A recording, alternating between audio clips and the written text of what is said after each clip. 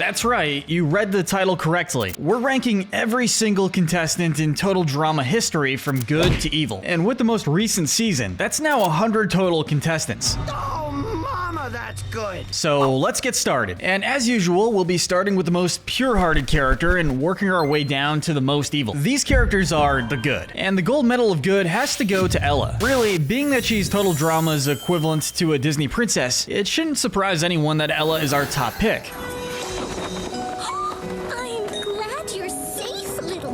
Out of all the characters in total drama history, she's really the only one where no amount of mental gymnastics can really bring up anything bad to say about her. She's kind to everyone and everything, from people to animals to sugar, and the literal worst thing you could say about her was her elimination, which came about by her breaking the no singing rule. It's a shame she wasn't in World Tour. Maybe things would have been different. Now, the silver medal of good has to go to the righteous surfer bro, Brody. Brody is Jeff's best bud, and like him, he's always friendly towards other teams and is usually optimistic about even the toughest of challenges. The two are even willing to sacrifice their chances of victory for the sake of friendship, showing a lot of selflessness on their part. And that's not to mention just how pure their friendship is. They're always emotionally supportive of each other, sticking together no matter what. But what ranks Brody so much higher than Jeff is the fact that, unlike Jeff, he doesn't have a miniature villain arc that ranks him any lower. So he proudly stands as our runner-up. Boom. The bronze medal of good goes to Brick, who might just be the least selfish character in the series history. While he is competitive, his army upbringing has led him to be a guy who puts respect and unity above all else. And honestly, to a fault. Anyone who can eat Chef's cooking and compliment it has undeniably experienced some messed up stuff. But whatever trauma Brick has been through doesn't stop him from never leaving a soldier behind. Never leave a man behind. He even sacrificed his position in the game to save the other team, making him one of the most heroic characters in the series. But now we get to the first of the OG cast members, Tyler. Now, this might be a hot take. Sure, Tyler is a good guy, but is he really this good? Well, yeah, that's why we ranked him here, but if you still aren't convinced, here's some reasons. First things first, Tyler is delusional about his skill at sports. He always does his best and rightfully expects his teammates to do the same, but generally speaking, he's an incredibly unlucky guy and usually messes up whatever challenge he's involved in. Sadly, this keeps him from ever making the merge in any season he's a part of, which is frankly a tragedy. I mean, seriously, we were all rooting for him in season 3. But what makes Tyler a top pick in terms of morality is just how kind of a guy he is. There genuinely isn't a single moment I can think of where Tyler is mean or cruel to others, whether it's in the game or outside of it. As a matter of fact, he's more than willing to sacrifice for the sake of his friends and girlfriend, whether it's participating in a fashion show for Lindsay despite clearly hating every second of it, or taking valuable time out of the Area 51 challenge to rescue Owen from that weird Joker machine. Tyler is basically a saint through and through. And rounding out the top 5 is the aura reader Dawn. And possibly one of the coldest takes in Wicked binge history, we'll say it, Dawn deserved more screen time. She's compassionate, in touch with nature, and uses her gift of seeing auras to give others advice in whatever way they'll receive it best. Dawn is one of the few characters in this series' history who's basically all peaceful, to the point where it makes you wonder why in the world she decided to sign up for this show. From one nature lover to another, next up is DJ. While we were usually too busy feeling bad for this guy anytime he appeared after season 1 to judge his morals, there was never really a doubt that DJ was a caring guy through and through. We see that second point best in action, where he literally volunteers himself to be eliminated because he felt bad for cheating his way through the game with Chef, which wasn't even his choice, really. It might be a surprise to see DJ anywhere but our top spot, but the guy has demonstrated a bit of a temper, mostly in season 1. During the paintball deer hunt game, he literally throws Owen off of a cliff. Like, he's out of ammo, and I think Owen is going to be a pretty easy guy to run away from. There was literally no reason to throw him off a cliff, but he still did. Competition or not, that could have easily been a homicide, but aside from that slip-up, DJ is one of the most honest and compassionate contestants in total drama history, to the point where even Heather can't help but like him. Next is another particularly honest competitor, Sanders. It's made clear that she's not only the voice of reason for her team, but also its conscience. Even Even when the ice dancers push them to their breaking point, Sanders almost never resorts to cheating or revenge, even offering to help the ice dancers when they were all at risk of being eliminated. She also acts as an excellent teammate to MacArthur, who she often has to rein in for her more chaotic tendencies. Even after Sanders gets her arm broken by accident, MacArthur's genuine remorse leads Sanders to give her a second chance, showing that she's both compassionate and the one thing standing between society and a full-powered MacArthur. Moving on to Cameron, one of the most harmless contestants in the series, and I mean that literally. This kid is scrawny, but his brain makes up for his lack of brawn, and he does his best to use it to help others. He's one of those characters who doesn't really have much bad going for him and is willing to give it his all in every challenge that he's involved in, even if his all isn't often that much. Cameron is a good friend and a valuable teammate despite how scrawny he is. And speaking of scrawny, Jay and Mickey, the Adversity twins, are up next. Their team name isn't an exaggeration either. From strange phobias to a laundry list of allergies and weaknesses that make Cameron look like a Greek god in comparison, these two just have all the bad luck. However, they never seem to let themselves get too discouraged by all of those things, nor do they take out their frustrations on their fellow competitors. While others may pick on them or pity them, the twins are nothing but friendly in return and are rightly self-described as gentlemen. The two of them are also pretty humble whenever they do manage to win, and they look out for each other all throughout the competition. Even though they didn't win, making it so far despite all their weaknesses is a pretty huge W for them. And overcame a lot of issues no one has ever heard of. Even if, honestly, anything outside of last place would be. While they aren't from Redonkulous race, the duo of Wayne and Raj are still really iconic. Athletes in cartoons tend to go into one of two categories, and thankfully, the hockey bros are on the more positive side of the fence. They have a strong enough moral compass to be disgusted by the very idea of cheating, to the point where when MK and Julia tricked them into doing so, they broke down in tears. On top of their honesty, they also have a strong supportive friendship and treat all their fellow campers with as much kindness and respect as they do each other.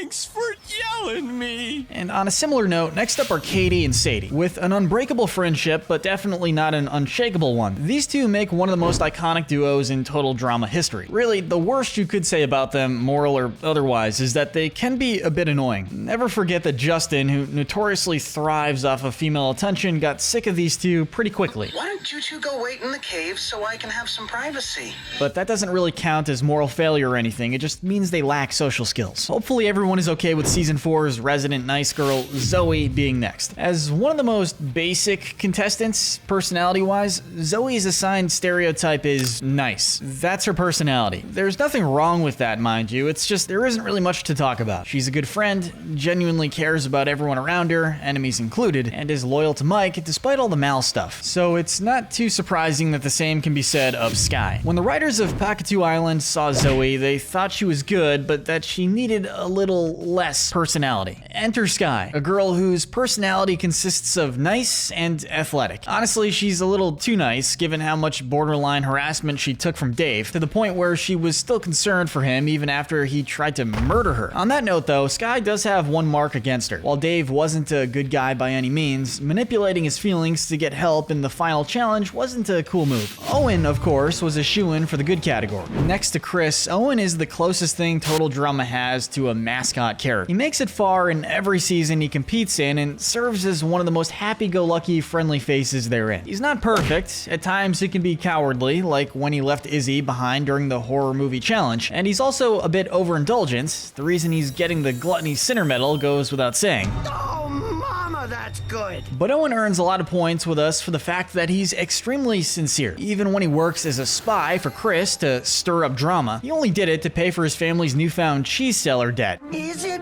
full of cheese?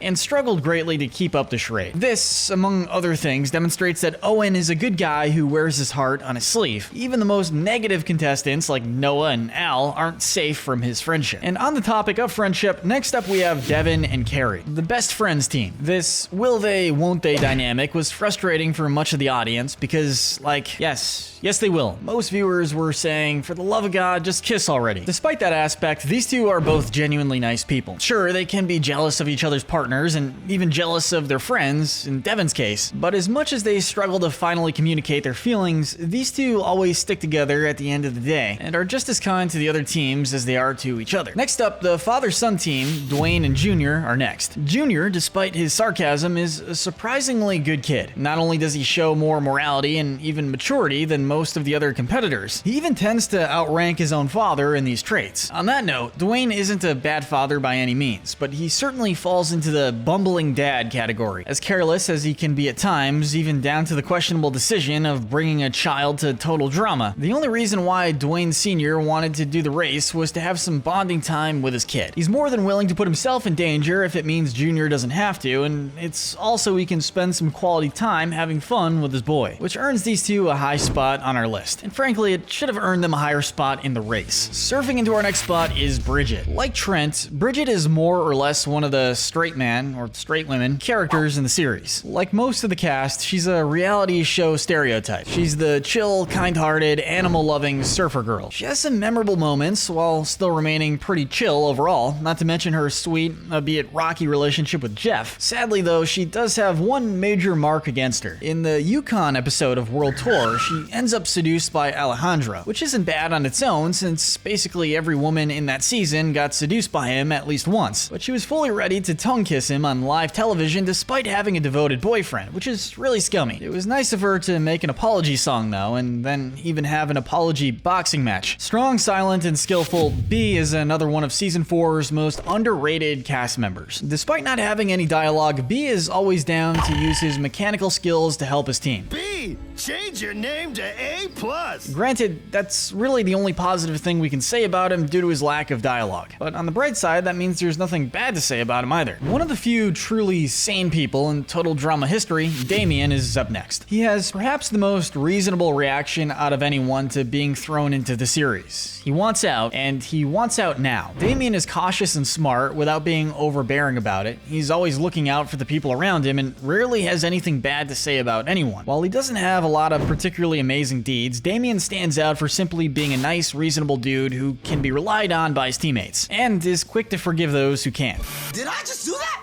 I just did that. Caleb, the second spiritual successor to Justin in this series, is up next. Caleb is a strong, handsome, smart, and genuinely kind-hearted character. He does his best to help his team however he can, which is why he's rightly shocked when he gets the first boot in season 1. Upon his return, we were all glad to see that Caleb wouldn't be going on a villain arc to ensure a better placement. Rather, the worst thing he does is accidentally stringing Priya along for the sake of a powerful alliance, which, while it wasn't the nicest thing to do, still doesn't seem like something he did maliciously. Next up is Lindsay. Fittingly nicknamed the lovable lame brain by Chris, Lindsay is a caring, if brain-dead girl. Despite acting as Heather's lackey for the majority of season 1, she never really does or even says anything mean of her own volition. I think the worst thing we could attribute to Lindsay from a moral standpoint is her absolute verbal decimation of Heather, which, let's be honest, literally nobody is gonna fault her for. Aside from a little bout of profanity, the worst thing you could say about Lindsay is that she's ignorant, to the point where she forgets who her boyfriend is for like half of her time on World Tour. That doesn't take away from her being a genuinely kind person though, she's just really,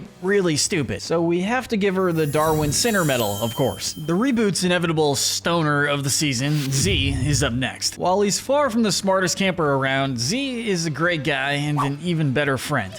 Not thinking is my superpower. When he finds out about Priya's crush on Caleb, he does everything he can to keep from revealing it. It'll be our little secret. From drinking soda 24/7 to putting pants in his mouth. Also, he literally can't tell anyone her secret. And that's some serious dedication, which is why it's too bad that he impulsively revealed the deepest secrets of some of the other campers just so he'd feel some relief. Take a deep breath, because up next we have Mike. Mike and Zoe go together like peanut butter and jelly. His other personalities, of course, are a different story. We can hardly take too many points off of him for having multiple personalities since he isn't in control control of them. Despite that fact, he even takes responsibility for what they do, making him one of the more entertaining and overall decent guys in the second generation cast. What's that? We're forgetting a major aspect of his character?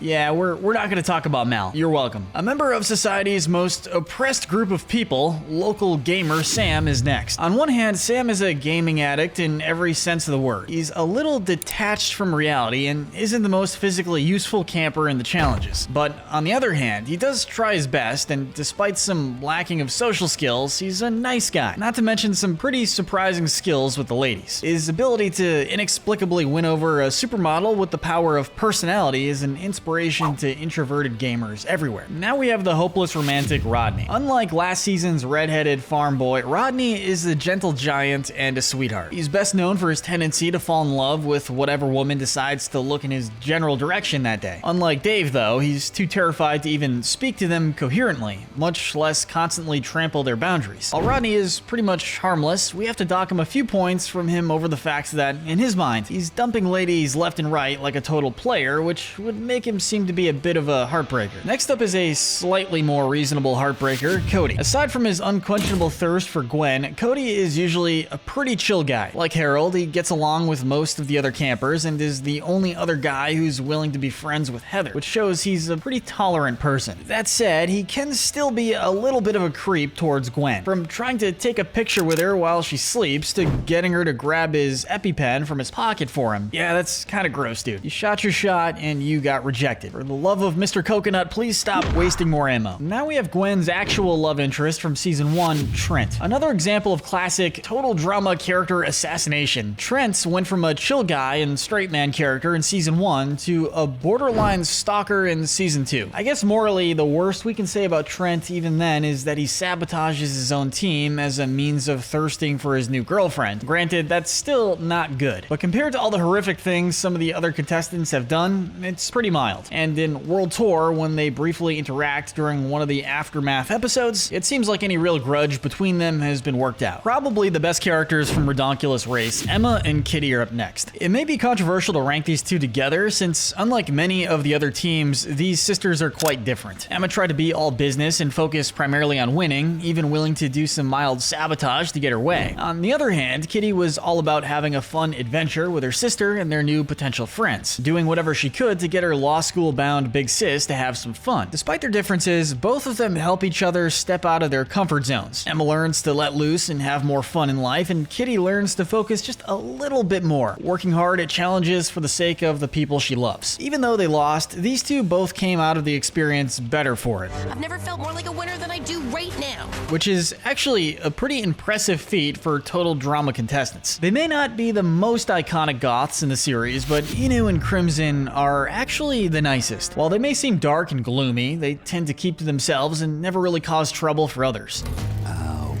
Don't be so dramatic. As much as they may cringe at all things cute and happy, these two actually end up adopting a bunny they name Loki after sensing the darkness within him, and of course giving him a goth makeover. They're polite, they're both happy and functional as a couple, and they can even accept each other without makeup on, even if they prefer not to. They're both proof that you shouldn't judge a book by its cover, not even on reality TV. The legendary log-rolling, heather-roasting Lashana is up next. Lashana is truly a woman whose mercy knows no bounds. Exhibit A, she didn't sue the showrunners for that absolute injustice of an elimination she had in Island. Exhibit B, basically everything else. She has her flaws, like a short fuse, which can lead to her picking fights or even assaulting other contestants, and her occasional habit of bad-mouthing them behind their backs. But at the end of the day, Lashana never finishes as the bad guy. When she wrongs her fellow contestants, she does her part to make up for it, and when they wrong each other, she's often the first to stick up for them. When she suspects that Trent cheated on Gwen with Heather, for example, she immediately rallies everyone left on the island to vote his, presumably cheating butt, off the island. There's no doubt that Lashana genuinely cares for the people around her, and even though she missteps here and there, You need to learn a little thing called respect. That counts for a lot in a reality show setting. Now, draw your attention to our next character, Dakota. While she starts off as your typical spoiled rich girl, Dakota becomes a better person throughout the friendship turned romance she finds with Sam, and some hard work on the toxic waste-filled island. Honestly, the fact that Chris is even alive, much less rich, after mutating her beyond repair is a testament to how merciful Dakota is. So we're gonna give her some extra points for that. We've already mentioned Sam, so let's talk about Sammy. Sammy is one of the most pitiful characters in the series history. Her whole arc revolves around her being bullied by her sister. Despite being a pretty decent person, Amy always manages to paint her as a bad person. Eventually, this results in Sammy snapping and straight up poisoning her sister to get booted off in her place. Now, is that bad? Yes. Am I going to pretend like I felt bad for Amy for a second? No.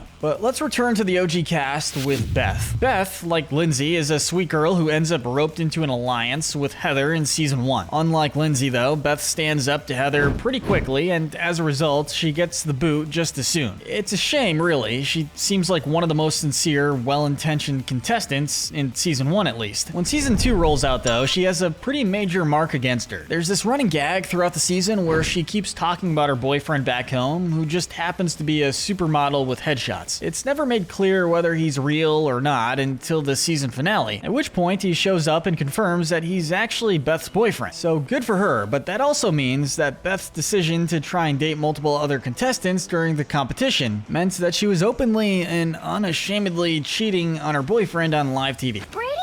Never meant to be. Now, there have been plenty of character assassinations in the total drama writer's room, but Jeff is just on a whole nother level. In season 1, the worst we could say about this guy is that he goes along with the other guy's bullying of Harold, which is something even DJ isn't completely innocent of. This absolute party animal is a genuinely friendly guy who gets along with pretty much everyone, until season 2, where he takes on the role of the Aftermath's host and becomes a miniature Chris when he lets power go to his head, basically torturing the contestants for entertainment value. Thankfully, Jeff's douchebag arc doesn't last terribly long. By season 3, he's mostly back to his old self, and in the redonkulous race season, his friendship with Brody puts his good side on full display again. He's had his rocky moments, but Jeff is a friendly dude who always makes things right when he messes up. Zombie apocalypse survival expert Sean is up next. Widely regarded as the best camper from Pakatu Island, Sean stands out for being one of the more sane characters in the cast, which says a lot considering the fact that he's still a paranoid zombie apocalypse survival enthusiast. He's not a bad guy though. He's just kind of reckless and overly paranoid about the concept of a zombie apocalypse. I guess even that has an altruistic side to it, so we'll give him a decent spot. Moving on to Jasmine. This walking Australian stereotype is a survival enthusiast like Sean, but rather than being an overly prepared zombie expert, she's more of a hands-on character with athletic skills and nature knowledge that carries her team through most challenges. Of course, she's also shown to be rather petty at times. For instance, when she encouraged Sean to do his best in a challenge, she then proceeded to get mad at him for beating her, for which she held a grudge against him for several episodes. It's far from the worst thing anyone has done, but it's still pretty irritating. Next up is Redonkulous Race's Rock and Spud, the Rockers. Although they aren't always on the same page and can frustrate each other, it's clear that they share a strong bond and friendship. Rock is the brains and personality of the group by default, while Spud is lazy, a bit slow, and sometimes a bit selfish, though still nice enough as a person. What's more, Spud eventually learns that he can't put all of the responsibility of winning challenges on Rock's shoulders, and does try to be a better partner. Self-improvement is important, and even if they didn't win, they managed to get through the game as better people and better friends. Now, nearing the end of our good section, we have the LARP enthusiasts, Leonard and Tammy. One of the few contestants even Chris found himself amused by, Leonard is quite possibly the least effective character in the series' history. He's a delusional D&D enthusiast who believes he's a wizard with mystical powers, and if he does have mystical powers, the guy just sucks at using them. Still, despite being a terrible teammate, he isn't a bad guy. He is sincerely trying to help out, and even if he learned absolutely nothing by his return in the redonkulous race, he's still decent enough. I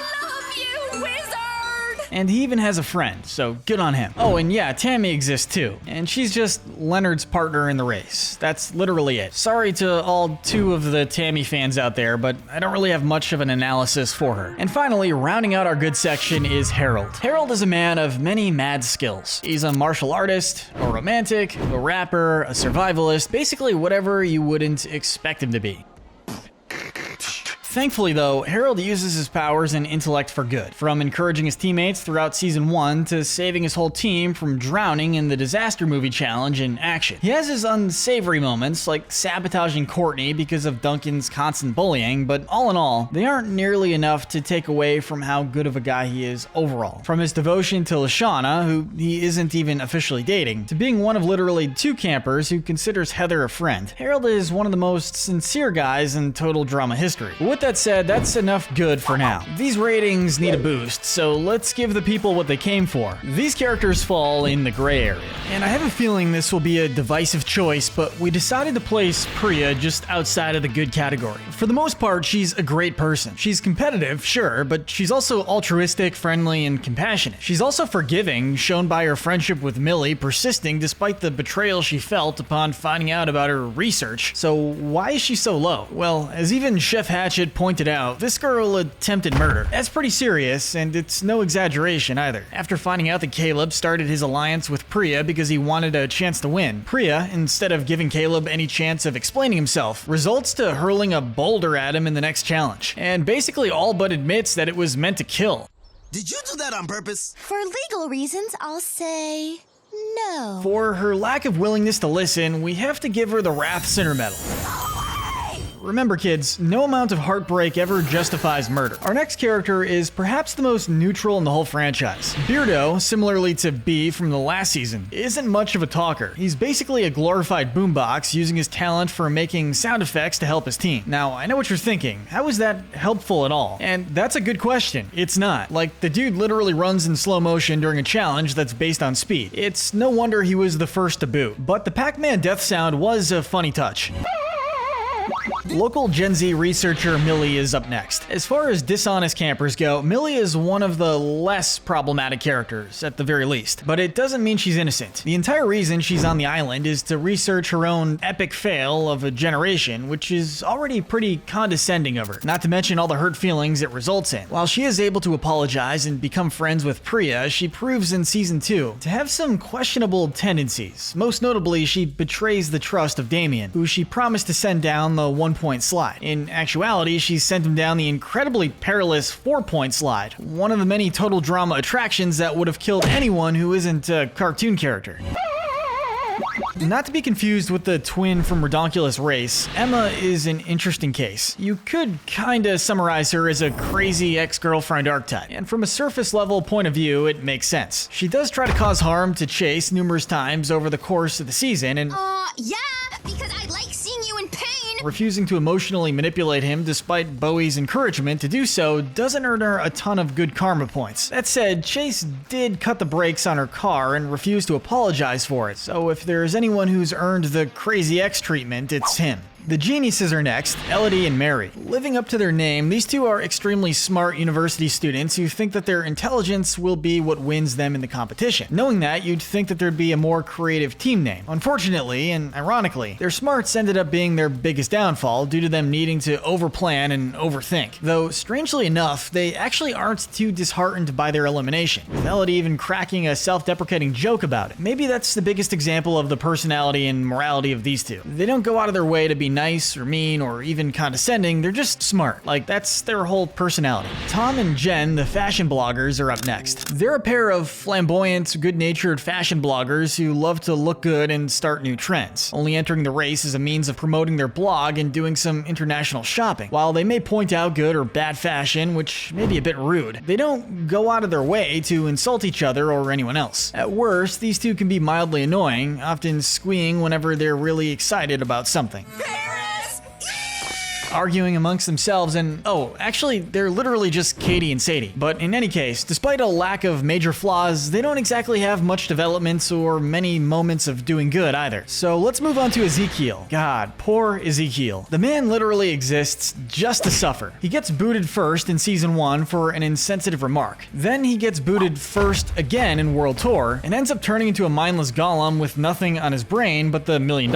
He isn't a good guy or a bad guy, he's just a stupid kid who got tragically turned into a mindless zombie. One of many characters who awaken Gen Z's insatiable thirst for goth women, Gwen is up next. Gwen is essentially the protagonist of Total Drama Island. In Season 1, she was a little bit judgmental, but overall came across as a decent person. And then there's Duncan. Yeah, in World Tour, Gwen's morals kinda went out the window. She befriends Courtney, knowing full well that she and Duncan are an all but official item, and doesn't even go a day after it before she kisses her sweetheart in the confessional. To Gwen's credit, she does feel sincerely awful about it afterwards and makes it up by reviving the friendship with Courtney and All-Stars, but that stunt definitely lands her in the gray area. But I've done so many good things. I'm not a villain. I'm nice. Ryan is Stephanie's better half, even though that isn't saying much. Unlike his literal psychopath of a girlfriend, Ryan is willing to work with others and doesn't usually let himself get stressed about the competition if they start to fall behind. In fact, he gets along with quite a few people during the race, even offering them help at times when they need a hand, and comes off somewhat as a gentle giant who mostly has a cool head. What keeps him in the gray area is the simple fact that he can lose his temper on occasion, from dumping Stephanie on live TV to being a bit petty towards her in some other future challenges. But considering how abusive Steph is, we're not going to take too many points away from him for that. Anna Maria is up next. At a safe distance, she's okay, I guess. She has no problem kissing another girl's boyfriend and will go ballistic if you mess up her hair, but Don't touch the hair! aside from that, she really does seem like a harmlessly selfish sort of character. While she doesn't really do much good, she doesn't do too much bad either, making her one of the most unremarkable characters in terms of morals. Moving on to Justin. While Season 2 tried to make Justin into an antagonist of sorts, it was pretty quickly realized that Justin just doesn't have it in him to be evil. I mean, he does some bad stuff, like manipulating the ladies into helping him win challenges, turning on Harold to try and win Courtney's heart, and just being a bit of a womanizer in general. But all that aside though, Justin never really does anything too bad. Really, aside from these other flaws, Justin is usually a pretty friendly guy. He gets along with the other guys perfectly well, to the point where he even has a band with Trent, Cody, and Harold. Also, fun fact, according to his old bio on the show's website, he planned to donate his winnings to a charity for people born less attractive than others. Which is nice, kind of. Regardless, we do have to give him the Pride Center Medal for his self-admiration. But let's move on to Noah. Really, Noah is just, he's kind of like Squidward. He's grouchy, arrogant, he thinks he's better than everyone else, and doesn't seem to want to be here in general. But aside from all that, there's nothing actually wrong with Noah. In fact, Redonkulous Race paints him in a much more positive light. When he develops a crush on Emma, he slowly becomes a nicer, more caring person, and even after losing, it seems like he takes it in stride. And if we get eliminated, I still win. And also, you have to admit, his friendship with Owen is one of the sweetest in the whole series. Next up is Nichelle. After her failure in Season 1, she was canceled by Hollywood, and in an act of sheer spite, she decided to work hard and train to actually become the action hero she played on the big screen. The dedication to self-improvement is impressive, but the reason we don't place her any higher is the fact that she's only in it for herself. And despite renouncing Hollywood, she jumped at the opportunity to bail on the rest of the season for a superhero movie contract, showing that she won't stick to her guns if she's offered enough money. 3-picture deal!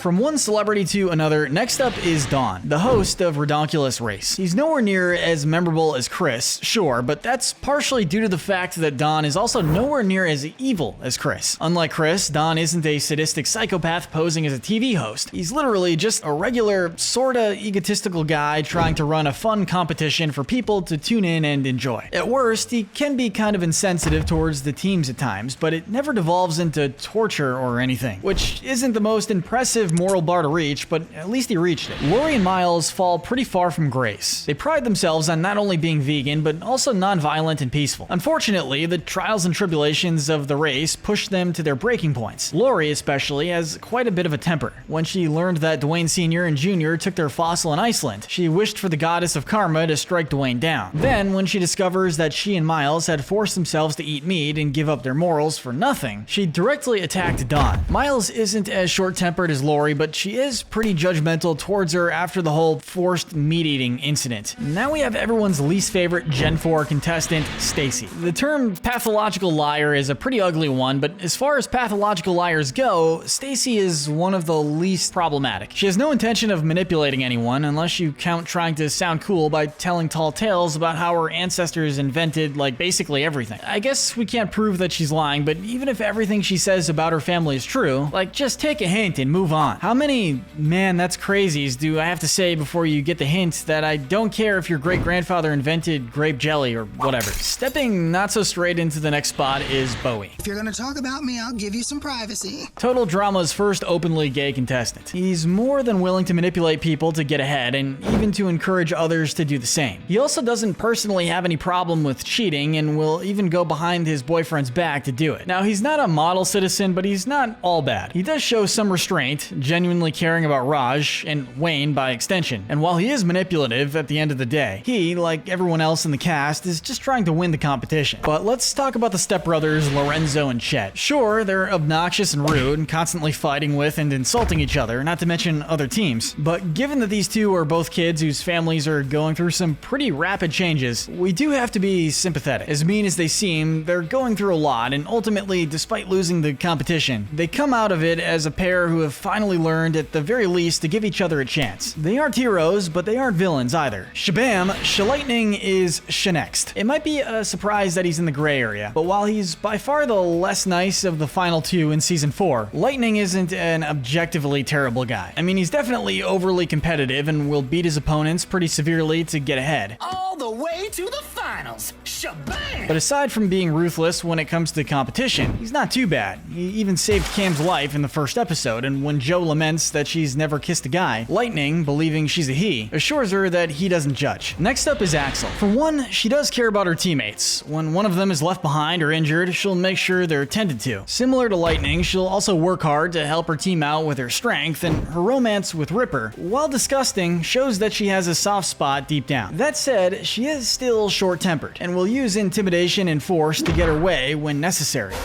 Don't even think about it. She's also a bit antisocial and will hit someone for basically no reason sometimes. And now that I'm saying it, it's not a surprise at all that Ripper fell for this girl. Like Axel, he's a small-scale bully with a soft spot. Given the fact he won her over with a love poem, I'd say he definitely can be civil with people, but he usually chooses not to. If we had to describe Ripper to someone who hasn't seen the show, we'd basically say that he's just Owen, but mean. He farts a lot, he makes fun of people, and there was that time he used Priya as a human shield. He's saying exactly what I did, but making it sound bad. Next, we have the amateur supervillain Max. And say what you want about Pakatu Island and its cast, but I will fully admit they were cooking with Max. He's one of those characters whose concept is just so dumb that it circles back around to being funny. He's a supervillain who wants to take over the world or something, but for a supervillain, he doesn't seem to be truly evil. He can be polite to his fellow contestants and even has a soft spot for babies. I mean, I wouldn't call the guy a hero, but considering how horrified he was by Scarlett's true intentions, I think it's safe to say this is less a full-on villain and more of a kid playing pretend.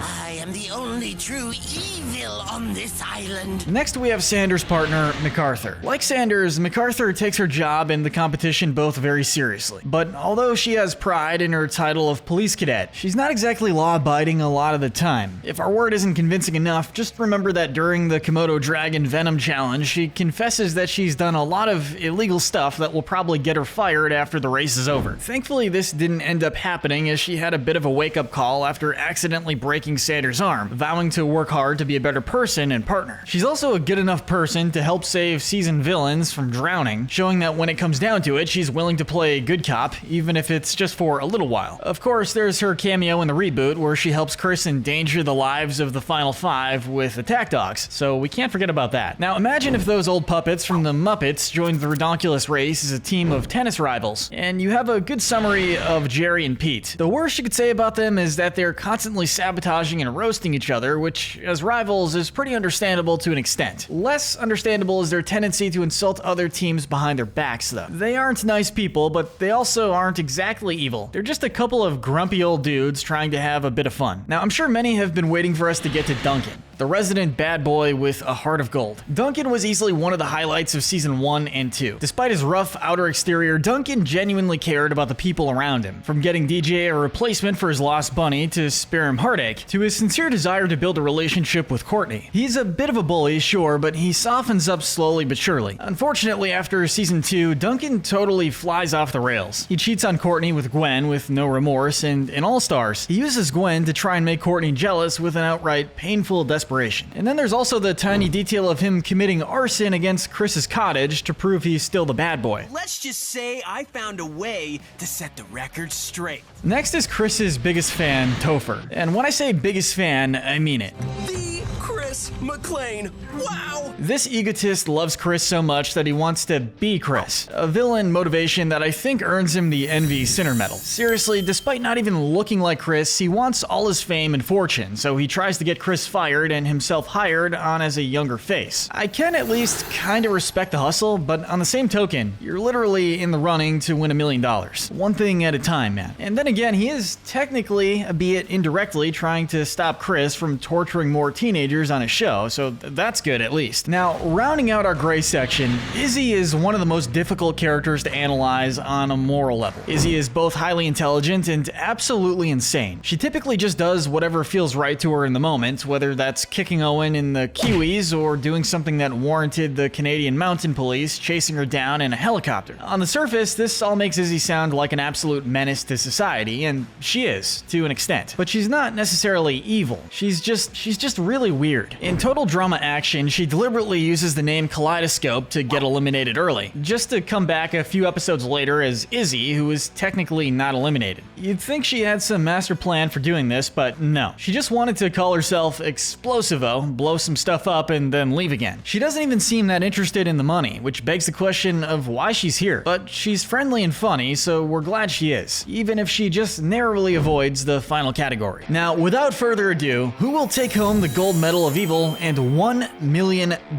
Scratch that, it's just the medal. These characters fall in the bad to evil category. Now, the least evil of the antagonists, MK, is first up in our bad category. While she at least had the potential to be a gray area character in Season 1, MK's Season 2 performance revealed that her true colors weren't so gray. She befriends and teams up with Julia, admiring her for her ruthlessness and cruelty, and the two become a cheating, lying, manipulative machine. While they do seem to like and respect each other, it's worth noting that MK directly states that she'd betray Julia without hesitation. Even if the feeling is mutual, that proves that she isn't exactly sincere. Still, MK isn't actively trying to hurt anyone, she just really wants to win, and is willing to be underhanded to do it. Ava's more fully realized successor, Jo, is next. Jo is basically what would happen if Ava had slightly more self-control. She's every bit as aggressive, but a lot smarter and more composed, which allows her to force other campers into alliances and essentially act as what we could best describe as a strategic bully. There are certainly worse villains than Jo, and she at least has the decency to respect Cam when he outplays her towards the end of the season. Next up, we have Ciara. This girl loves Cody, like she really loves Cody. She assaults him in numerous ways throughout the season, never really shows any remorse for it or even acknowledges that it's wrong. And while the two become friends by the end of the season, I highly doubt Ciara is just gonna stop committing felonies against him. We're giving her a fairly obvious Lust Sinner Medal and a pretty low spot on our list. Like, seriously, Chris, by what measuring stick is she a hero? Moving on to Ava.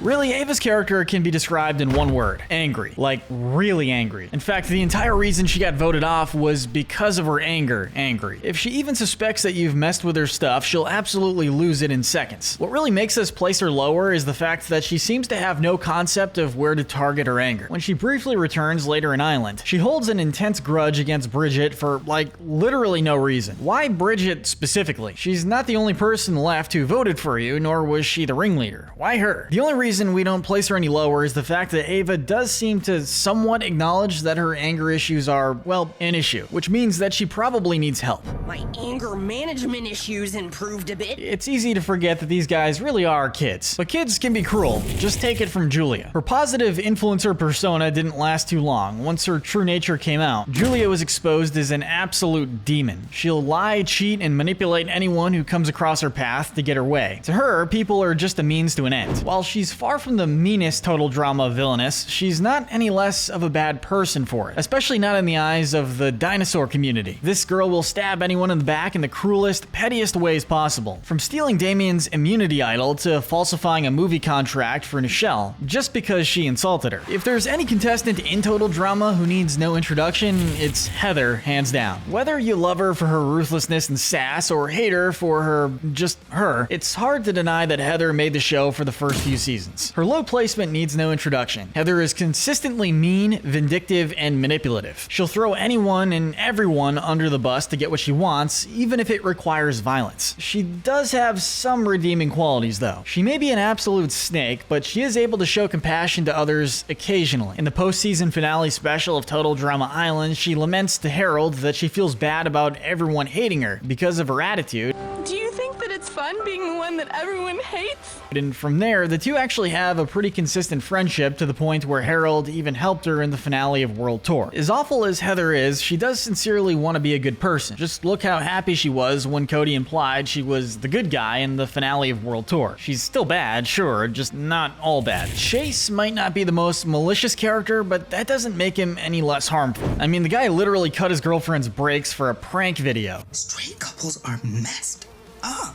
And even after being confronted with the fact that he could have just murdered his girlfriend, he refuses to apologize for the sole reason that he's not sorry. Even this absolute narcissist goes on record saying he'd rather go bald than apologize without meaning it, which is both admirably honest and completely obnoxious at the same time. Scott, the first contestant to be allegedly both human and rat, is next. Screw complex, multifaceted villains. Sometimes it's refreshing to have a villain who's just a jerk. He's mean, he's manipulative, and he's more than willing to lie and cheat if it means winning the game. As dishonest and underhanded as Scott is, I guess he isn't entirely bad. His crush on Courtney reveals a bit of a soft side, and no matter how mean he was before that point, the whole fang attack on a catapult thing was a few steps too far. Placing way lower than the other parent-child duo, Kelly and Taylor are up next. A terrible mother and a terrible daughter. These two combine their powers to create one of the most insufferable competitors in total drama history. Initially deluded into believing she's the cool mom to her abusive daughter. Think Regina George's mom in Mean Girls. So not like a regular mom, I'm a cool mom. Please stop talking. Okay. When the abuse becomes too much, Kelly spills one of Taylor's biggest secrets, that all of her trophies and awards are fake and bought by her father, meaning she's never legitimately won anything. While Taylor definitely needed to know the truth, revealing it on live TV in front of millions of people is pretty harsh. Oh, do I get a fake trophy for it? Not to mention the whole fake trophy thing being a horrible parenting choice in general. But although her mother didn't exactly do her too many favors, we can't deny that Taylor's brattiness and callousness are something she needs to take accountability for as well. She abuses her own mom, her servants back home, and only seems to view others as tools or obstacles. Next up we have Stephanie. Ryan put it best, really. When things get competitive, Steph becomes a monster. You're sweet, Stephanie, but when things get competitive, you turn into a raging psychotic bull. To the point where she starts to threaten Ryan, telling him to never make a mistake ever again. This sort of behavior only gets worse as the show goes on, along with being all around aggressive and verbally abusive when she's angry. She can also be pretty violent and even self-destructive, like when she used her boomerang on her own team because she wanted to get back at Ryan. Even for me, that's dark. As both a character and a romantic partner, Stephanie is one of the worst people in this season. Next, don't let her name fool you, Sugar is anything but sweet. In fact, I'd argue she's the most disgusting contestant in this series' history. If you put Honey Boo Boo and Owen in a blender, you'd probably get a double homicide charge, but in a metaphorical sense, you would get Sugar. A total narcissist who's willing to do anything it takes to win. This even includes attempted murder on multiple occasions, from trying to hit Sky with a club off camera, to attempting to knock her off a cliff in the final challenge. Sharing the 10th place position are Jacques and Josie. These skate-savvy psychos are willing to do whatever it takes to get a gold medal, no matter how manipulative, underhanded, or downright lethal it may be. While Josie is the mastermind behind most of their cheating, Jacques was just as enthusiastic about it for the most part, often encouraging his partner's harsh method and complimenting her plans to cheat or screw with the other contestants. He would even enact plans on his own without Josie's help, like when he put vegetable oil all over the sisters' emu during the rodeo challenge in Argentina. I hope that doesn't make the challenge harder for them.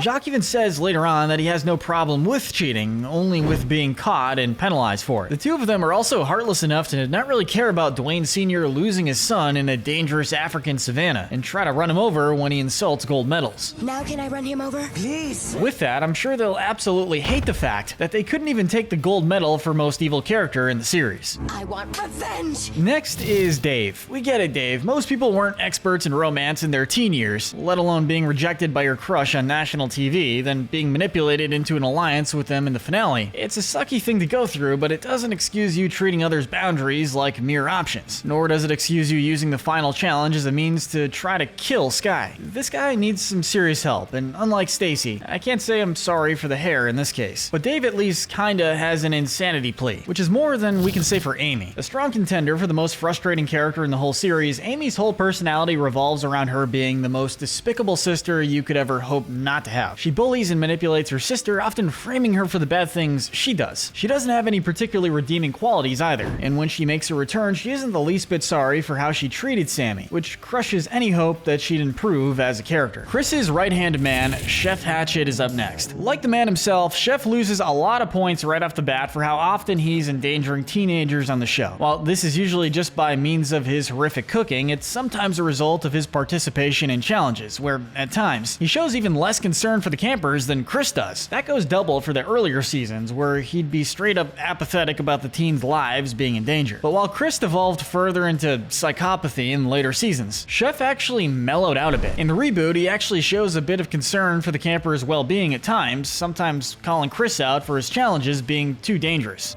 People gonna die. Granted, it doesn't stop him from working for Chris and helping him with said challenges, but I guess it's a start. Not to be confused with Al, who shares no relation. Next is Alejandro. As many have said, Alejandro is basically the actually evil Justin. He's Justin, but without Justin's redemptive character traits, and with all of his bad traits amped up to 11. If Justin is a bit of a womanizer, Alejandro practically invented the term, by which we mean he found the person who invented the term and seduced them into selling him the rights. He's a playboy in every sense of the word, using his charm to make others do his bidding. He's not only much more capable of doing this than characters like Justin, but he's way more ruthless. Alejandro has no problem endangering the lives of his fellow contestants to get ahead, and he never shows a hint of remorse for it.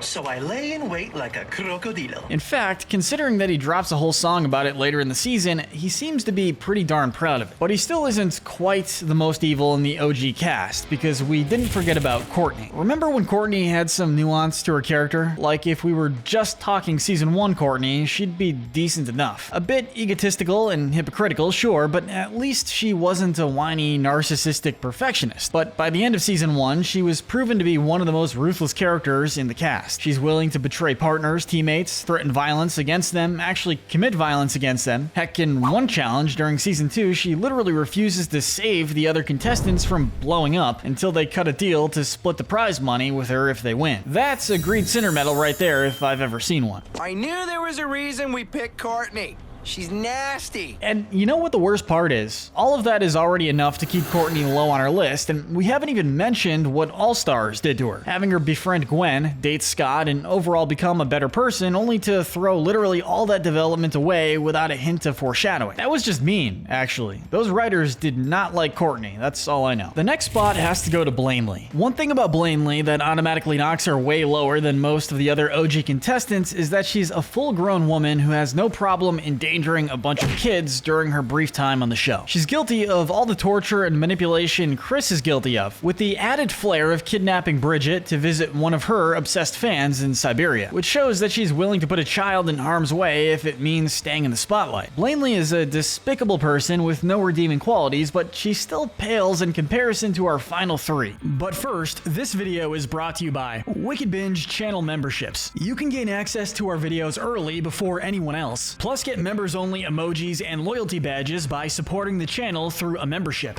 The bronze medalist of Evil might seem like a sure pick for the gold, but we're giving it to Scarlet. Poor Max didn't get to take the supervillain spotlight of his dreams once Scarlet finally lost composure and revealed her grand plan: to use the island's imminent explosion as leverage against Chris to blackmail him into giving her the $1 million.